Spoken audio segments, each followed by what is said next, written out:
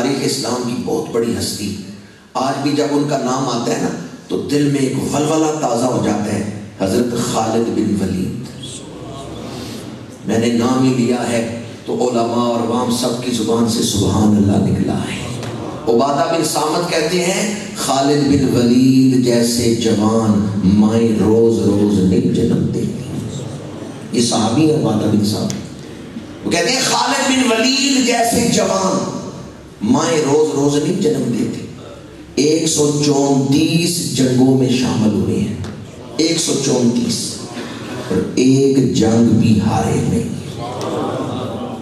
ایک جنگ بھی نہیں ہارے۔ ان کا نام فتح کا نشان بن چکا تھا۔ جس لشکر میں خالد شامل ہوتے دشمن پہلے ہی بزدل ہو جاتا، اس کے دل پہ رعب طاری ہو جاتا۔ لیکن یہ خالد بن ولید اسلام کو کیسے ملے ہیں، انہوں نے کلمہ کیسے پڑھا ہے؟ شروع میں تو یہ مشرکین مکہ کے ساتھ تھے، احد میں مشرکین مکہ کے ساتھ۔ حضرت خالد بن ولید نے کلمہ کیسے پڑھا ہے؟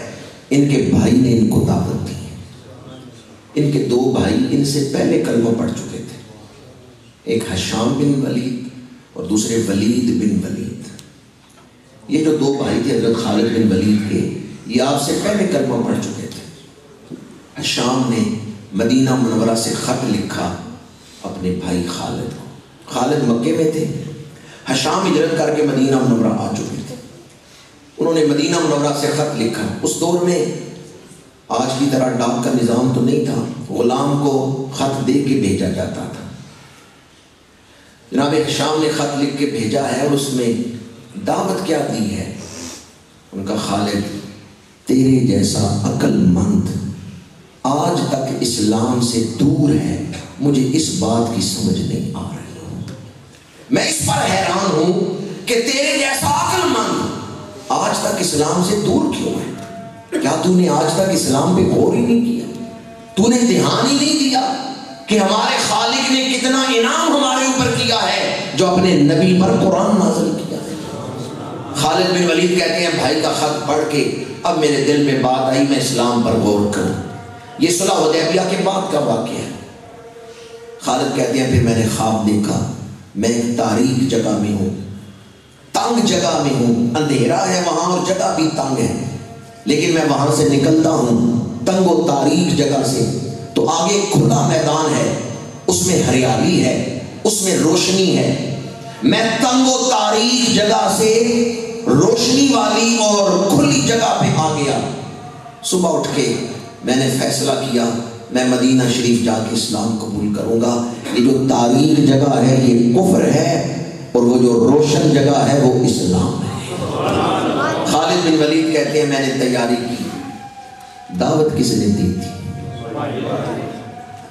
ایک بھائی نے اپنے بھائی کو دوزخ سے بچانے کے لیے حضور کی غلامی کی دعوت دی ہے، اور پھر اسلام کو قابل فخر ثبوت مل گیا ہے۔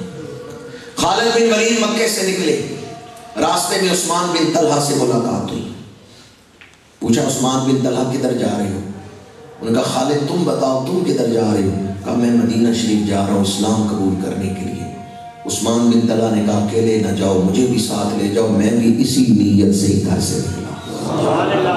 کچھ سفر کیا آگے آئے تو حضرت عمر بن عاص ملے، یہ بھی بہت بڑی ہستی ہیں، مصر کے گورنر رہے ہیں حضرت عمر بن عاص۔ انہوں نے پوچھا خالد کدھر جا رہے ہو؟ کہا مدینہ شریف جا رہا ہوں اسلام قبول کرنے کے لیے۔ حضرت عمر بن عاص نے کہا اکیلے نہ جاؤ، مجھے بھی ساتھ لے۔ کتنے ہو گئے؟ ماشاءاللہ غور سے سنیں۔ حضرت خالد بن ولید، حضرت عثمان بن طلحہ، حضرت عمر بن عاص۔ میرے آقا مدینہ منورہ میں صحابہ کی محفل میں بیٹھے، یہ 3 جوان مکے سے نکلے ہیں اسلام قبول کرنے کے لیے۔ میرے آقا مدینہ منورہ صحابہ کی محفل میں بیٹھے ہیں، فرمایا صحابہ مکے نے اپنے جگر کے ٹکڑے مدینے کی طرف بھیج دیے۔ فرمایا مکے نے اپنے جگر کے ٹکڑے مدینہ شریف کی طرف بھیج دیے۔ 3 جوان آ رہے ہیں اسلام قبول کرنے کے لیے، وہ مدینہ منورہ پہنچ چکے تھے، وہ مکے سے نکلے ہیں، حضور پہلے ہی بتا رہے ہیں۔ تعالیٰ نے حضور کو کیا نظر عطا فرمائی ہے، کیا علم عطا فرمایا ہے، کیا شان عطا فرمائی ہے۔ ہماری نظر دیوار کے آگے نہیں دیکھ سکتی، دیوار حجاب بن جاتی ہے، اور حضور کی نگاہ کیسی ہے، نگاہ اٹھائیں تو جنت میں انگوروں کا گچھا دیکھ رہے ہیں، نگاہ جھکائیں دوزخ کا عذاب، قبروں کے اندر مردوں کا عذاب ہو رہا ہے، میرے آقا وہ عذاب دیکھ رہے تھے۔ حضور کی شان براؤ برا، حضور کی سواری عذاب دیکھ رہی ہے۔ حضور نے فرمایا میری سواری نے ان 2 قبروں کے اندر عذاب دیکھے۔ درس قرآن کا مقصد عقیدے کی اصلاح ہے، آئیں عقیدہ وہ اپنائیں جو قرآن اور حدیث سے ہمیں ملنا ہے۔ وما هو علی الغیب بضنین، فرمایا اللہ کا نبی غیب بتانے میں بخیل نہیں ہے۔ حضور نے فرمایا مکے نے اپنے جگر کے ٹکڑے تمہاری طرف بھیج دیے۔ خالد بن ولید مدینہ منورہ پہنچے تو سیدھے اپنے بھائی کے گھر گئے۔ بھائی کے گھر کیوں گئے؟ تاکہ میں سفر کی تھکاوٹ اتار لوں، غسل کر لوں، لباس بدل لوں، پھر تیار ہو کے حضور کی بارگاہ میں یا اللہ جو اس پہ سبحان اللہ کہ اسے مدینہ منورہ کی حاضری نصیب فرما۔ آج ہی جب مدینہ منورہ جاتے ہیں تو اپنی رہائش پہ جہاں ہوٹل میں کمرہ ملتا ہے ان کی کوشش ہوتی ہے غسل کر کے، لباس بدل کے، خوشبو لگا کے حضور کی بارگاہ میں حاضر تیار ہو کے جائیں حضور کی بارگاہ میں۔ حضرت خالد بن ولید غسل کر رہے ہیں جناب ہشام کے گھر، اپنے بھائی کے گھر خالد بن ولید غسل کر رہے ہیں۔ قاصد آیا حضور کی طرف سے اور پیغام دیا کہ حضور انتظار کر رہے ہیں حضرت خالد بن ولید کا۔ جناب ہشام نے آواز دی خالد جلدی غسل کرو، حضور تمہارا انتظار کر رہے ہیں۔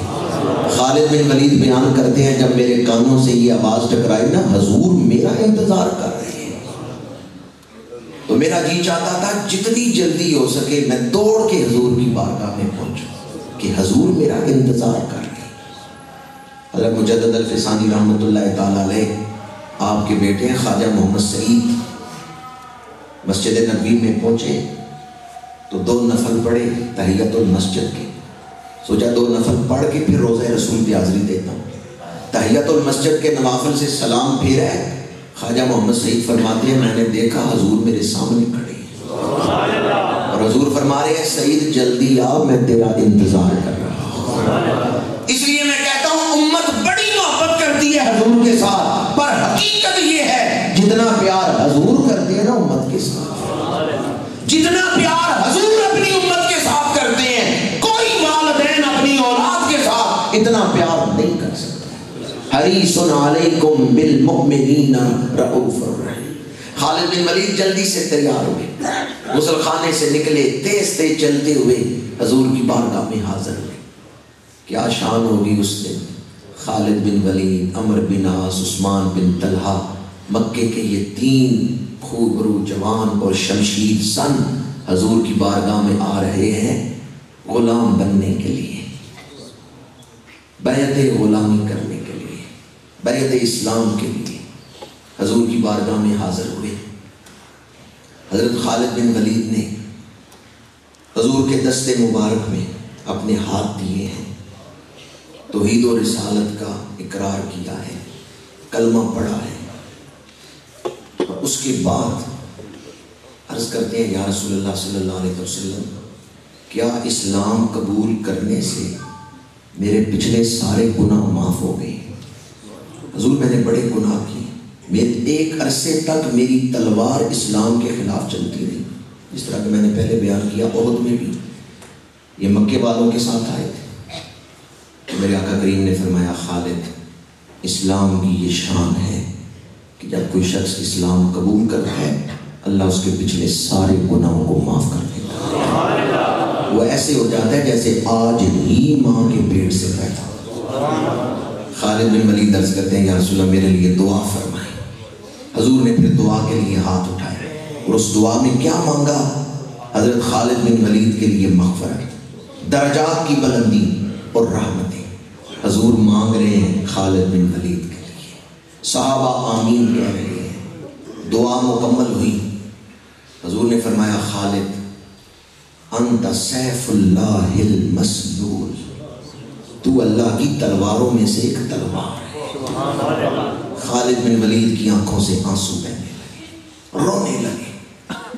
اب صحابہ کا عقیدہ دیکھیں، فَإِنْ آمَنُوا بِمِثْلِ مَا آمَنْتُمْ بِهِ فَقَدْ اهْتَدَوْا، ہمارے لیے معیار صحابہ کا عقیدہ ہے۔ خالد بن ولید رونے لگے۔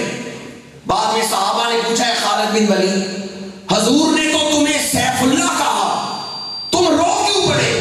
خالد بن ولید کہتے ہیں میں شہادت سے محروم ہو گیا، میں کبھی شہید نہیں ہوں گا۔ صحابہ نے کہا حضور نے تو تمہیں اللہ کی تلوار کہا ہے، یہ تو نہیں فرمایا کہ تم شہید نہیں ہوگے۔ خالد بن ولید کا عقیدہ سے نہیں، کہتے ہیں حضور نے فرمایا نا تو اللہ کی تلوار ہے، اللہ کی تلوار کبھی ٹوٹ سکتی ہے، اللہ کی تلوار کبھی ٹوٹ نہیں سکتی۔ حضور کے فرامین کی تہ تک پہنچنا، حضور کے فرامین کے اندر جو حکمتیں پوشیدہ ہیں ان کو سمجھنا۔ خالد بن ولید کہتے ہیں میں شہید نہیں ہوں گا، میں بستر علالت پہ جان دوں گا۔ اور پھر تاریخ اٹھا کے دیکھیں، ایسا ہی ہوا ہے۔ خالد بن ولید 134 جنگوں میں شامل ہوئے ہیں، جنگیں جیت کے آئے ہیں، وصال ہوا ہے تو بستر علالت پہ۔ حضرت خالد بن ولید نے امت کو عقیدہ کیا دیا ہے؟ ڈوبا ہوا سورج پلٹ سکتا ہے، چاند دو ٹکڑے ہو سکتا ہے، پر زبان نبوت سے نکلے ہوئے الفاظ کبھی غلط ہوگا وہی جو اللہ کے رسول نے فرما دیا۔ حضرت خالد بن ولید غزوہ موطا میں ہے، میرے آقا کریم مسجد نبوی میں ظہر کی نماز سے فارغ ہوئے، فرمایا صحابہ تم میں سے کسی کا باپ، کسی کا بیٹا، کسی کا بھائی میدان جنگ میں گیا ہے اور تم پریشان ہو کہ جنگ کے حالات کیا ہیں، وہاں سے کوئی خبر نہیں آ رہی، تم میرے سامنے بیٹھو، جنگ موتا کے میدان میں ہو رہی ہے، میں مدینہ منورہ میں بیٹھ کے تمہیں حالات بتا دیتا ہوں۔ حضور نے فرمایا جھنڈا عبداللہ بن رواحہ کے ہاتھ میں ہے، عبداللہ زید بن حارثہ کے ہاتھ میں ہے، زید بن حارثہ شہید ہوئے، اب جھنڈا اٹھا لیا جعفر نے، پھر فرمایا جعفر شہید ہوئے، جھنڈا گرنے لگا ہے، اب جھنڈا اٹھا لیا عبداللہ بن رواحہ نے، پھر فرمایا عبداللہ بن رواحہ شہید ہو گئے، جھنڈا گرنے لگا ہے، اب اس نے اٹھایا ہے جس کے ہاتھ پہ اللہ نے فتح لکھ دی ہے، اور وہ خالد بن ولید تھے۔ جنگ جیت گئے، جب موتا سے واپس صحابہ مدینہ منورہ آئے، ایک دوسرے کو حالات